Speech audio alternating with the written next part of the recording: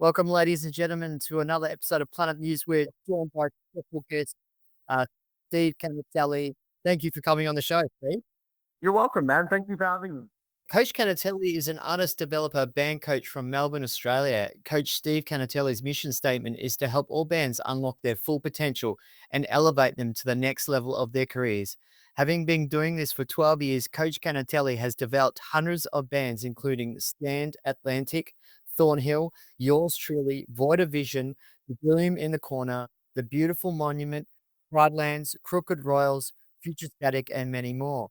Future Artist Development launched in 2018 and has been providing programs and consultations to bands and artists who need direction and guidance ever since. Thank you again for coming on the show, Steve.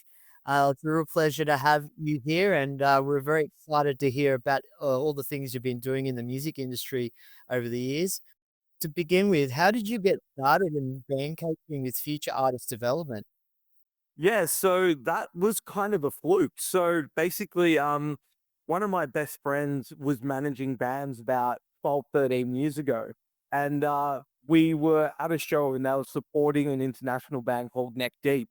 And basically, this band had a pretty bad show, not Neck Deep, but the support band had a pretty bad show. And my mate turned around for me and he was like, "Can you go into the studio with them into the rehearsal room and do something with them? Otherwise, I'm going to drop them based on their performance is not good enough." And I was like, "Well, what do you want me to do about it, man?" It was just like an off the cuff kind of comment that he made. And I was like, "Okay, yeah, I'll give it a shot. I don't really know what I'm gonna do, but yeah." So I went into their rehearsal room and I started building different exercises based on what I knew. So basically, at that point in time, I just finished a Bachelor of Youth work. Um, I also, did sports growing up. So I played footy for like 10 years. I played tennis, but more like team oriented sports. Um, and then, yeah, basically, at that point in time, 25 years of music industry experience and playing in bands and all that stuff. And I thought, well, what if I pull all three of those together and kind of see what happens? And so I started to construct the exercises based on team building, personal development, musicianship, as well as like just core fundamentals of like how to talk to each other, how to, how to be in a team basically, and how to be a functional team. And so, yeah, that kind of started with me doing, little exercises in the rehearsal room where I'd be like putting tape on the ground and saying, "Hey, move around to this verse and then find your way back to the tape for the choruses," and try to create a little bit of uniform within their performances without it being choreographed, but rather just a little bit more structured. And then about a couple of months later, this band called The Playbook that I was coaching, went on to support the story so far, I believe it was, and their show just like lifted. And it was kind of unexpected because at that point in time, I wasn't really sure if it was going to work. It was all just, trial and error at that point. And it worked. And, my mate turned to me, Jaden Roy, and he was like, "Dude, I think you've got something here." And I was like, "Maybe we do."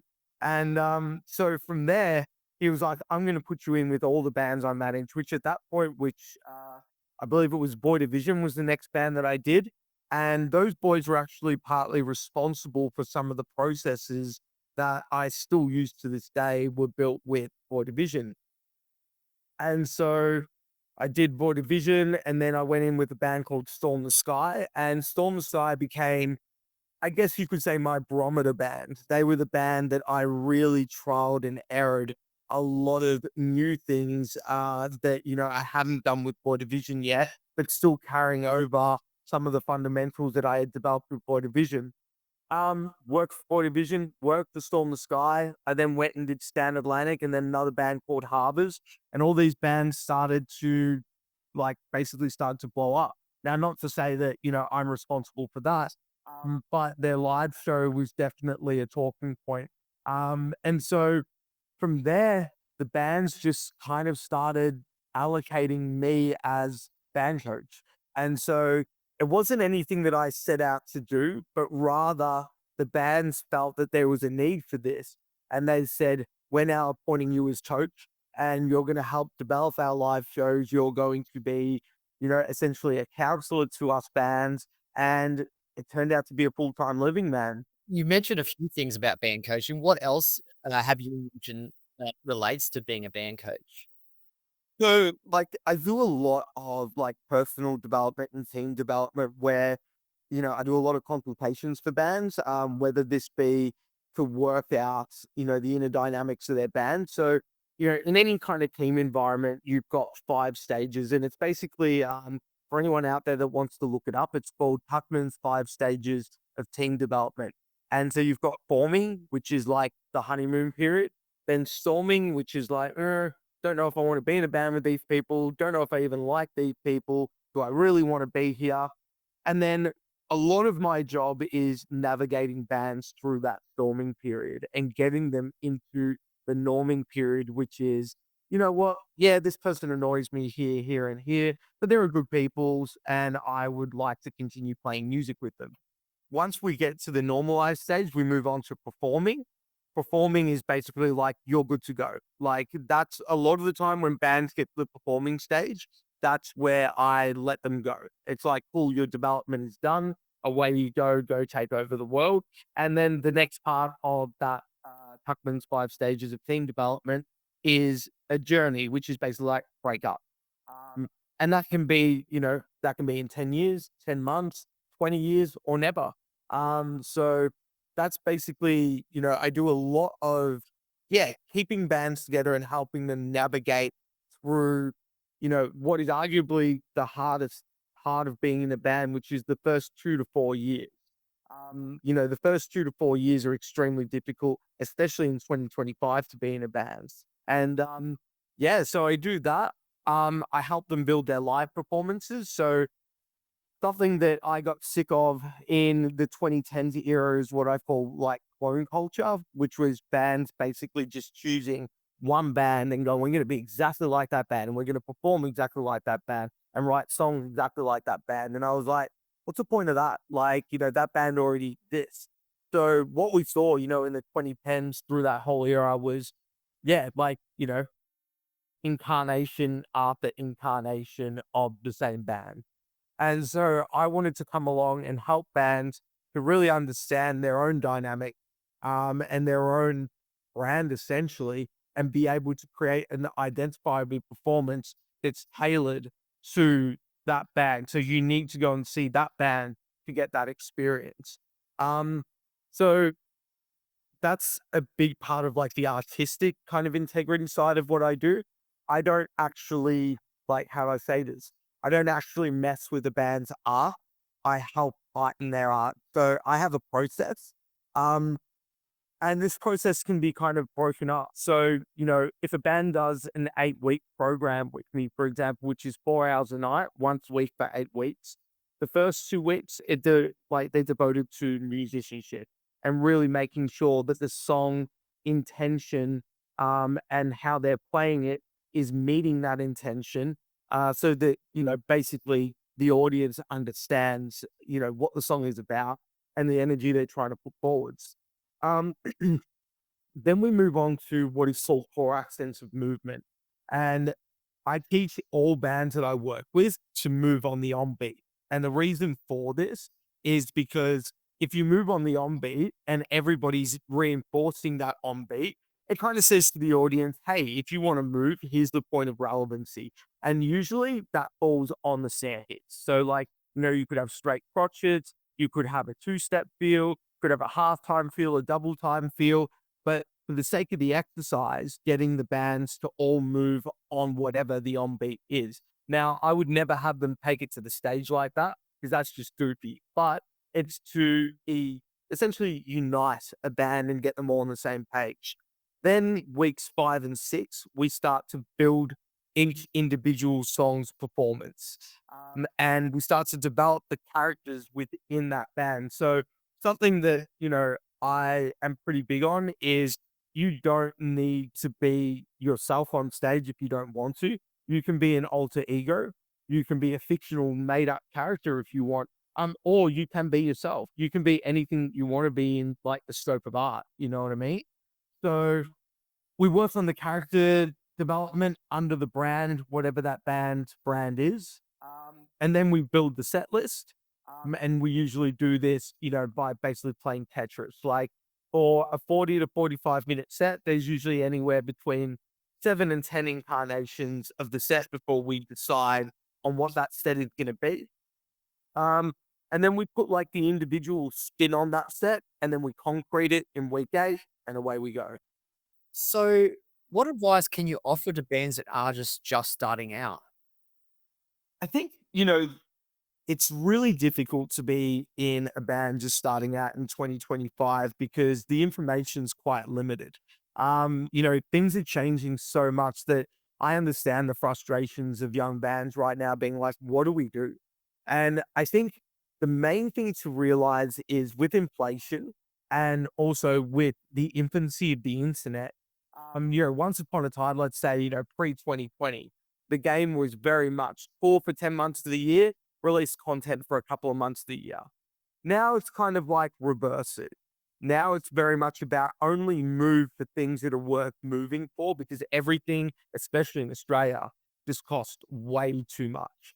And, so I often say you should be looking at doing, maybe 3 or 4 months worth of touring a year and then pumping out internet content on TikTok, Instagram, YouTube, the remainder of those months. So, potentially, 7 months of content, 4 months worth of touring, or yeah, around that, whatever whatever that may be.